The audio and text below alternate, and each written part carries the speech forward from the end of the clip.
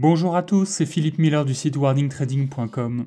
Voici une vidéo dans laquelle je vais vous raconter comment notre chaîne YouTube a failli être censurée, enfin elle a été censurée quelques jours avant d'être rétablie. C'est une histoire fascinante qui va vous montrer comment des mercenaires du web peuvent tenter de faire effacer une chaîne vidéo pour le compte de quelqu'un d'autre, bien évidemment contre de l'argent, et y parvenir en passant entre les mailles du filet parce qu'évidemment YouTube a des procédures standardisées pour éviter ce genre d'abus, et pourtant ils réussissent et vous allez voir comment ils s'y prennent, et puis vous allez voir également comment nous on s'y est pris pour finalement réussir à obtenir un rétablissement de notre chaîne. Alors cette histoire elle est racontée dans cet article que je mets dans la description de cette vidéo qui raconte tout par le menu. Je vais tout vous raconter également mais je vais pas rentrer dans les détails, donc si vous voulez avoir plus de détails je vous invite à vous reporter à cet article. Alors ce genre de tentative ne nous surprend pas en soi parce que depuis une dizaine d'années qu'on dénonce les arnaques, on est régulièrement l'objet de rétorsions, de vengeance. D'ailleurs je les répertorie dans cet article, donc si vous voulez voir l'étendue de tout ce qu'on a subi, je mets le lien de cet article dans la description. Notre identité a été usurpée, des escrocs se font passer pour nous pour arnaquer des gens, ils se sont même fait passer pour nous pour radier notre société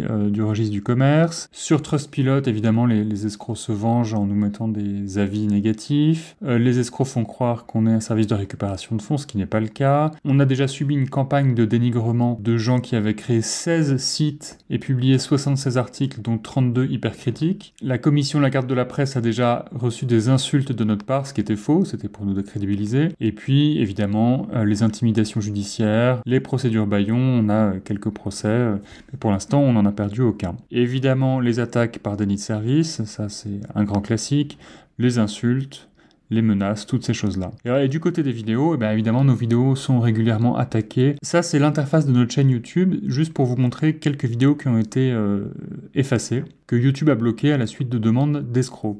À chaque fois il s'agissait de documents accablants, et que ces escrocs ont réussi à faire bloquer et effacer en prétendant être les ayants droit justement. Donc c'est très compliqué d'obtenir que YouTube respecte le droit de la presse et la liberté d'expression. C'est un vrai problème, à tel point que dans cette histoire, le droit s'est retourné contre nous, puisque des escrocs ont réussi à faire effacer notre chaîne brièvement, mais effacer tout de même, et ça a eu des conséquences, puisque vous voyez que c'était à ce moment-là, le nombre de vues est à 0 pendant tout le temps de l'effacement de la chaîne, et après il est reparti mais progressivement, et en termes de référencement, il y a pas mal de vidéos qui ont perdu tous les gains qu'ils avaient. Donc il y a un vrai préjudice pour nous. Alors pour obtenir l'effacement de notre chaîne, les demandeurs se sont engouffrés dans l'une des réclamations possibles qu'on appelle l'atteinte aux droits d'auteur, c'est-à-dire qu'ils se sont prétendus être les ayants droit d'auteur pour réclamer l'effacement d'une première vidéo, d'une deuxième vidéo, d'une troisième vidéo, parce qu'ils savaient très bien que quand vous avez 3 vidéos effacées pour ce motif, automatiquement YouTube efface votre chaîne. Et donc c'est ce qui s'est passé en quelques jours. Nous avons reçu 3 notifications pour 3 demandes d'effacement de vidéos. La première, c'était la demande d'effacement d'une vidéo que nous avions consacrée à Investix. Et peut-être que ça nous donne une indication sur les personnes qui sont à l'origine de cette campagne d'effacement, parce que Investix, c'est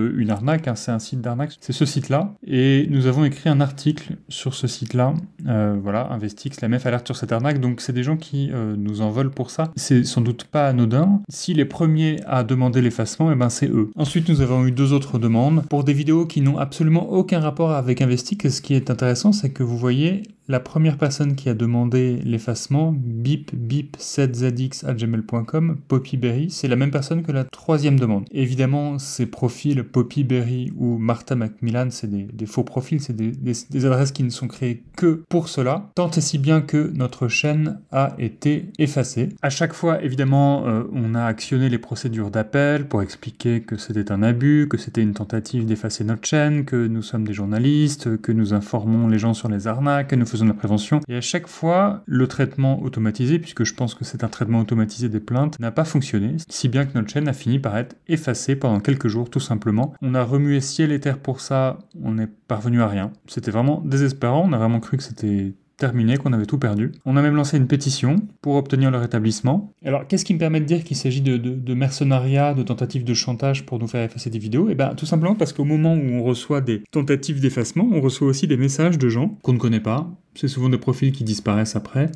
En fait, qui nous expliquent très simplement qu'ils ont été missionnés pour faire effacer des vidéos. Voilà. I did not leave YouTube video for you, or I will delete it. C'est très clair. Alors, ce qui est extraordinaire, c'est que YouTube efface vos vidéos sans même vous donner l'identité réelle des demandeurs de la censure, c'est-à-dire que vous pouvez même pas vérifier, c'est-à-dire que c'est des fantômes en fait. YouTube ne fournit aucune preuve ou argumentation de la partie adverse, c'est-à-dire que vous n'avez pas accès au message qui a été envoyé par le demandeur, vous ne savez pas ce qu'il vous reproche exactement. Et apparemment, l'usage loyal, qui permet dans certains cas d'utiliser d'autres contenus à certaines conditions, ne semble pas concerner la liberté de la presse, puisque nous avons cité des extraits d'autres contenus pour faire notre travail de journaliste et informer et dénoncer des arnaques, et on a retourné contre nous cette histoire d'usage loyal. Et on a envoyé énormément de messages à YouTube, aucun n'a été pris en compte.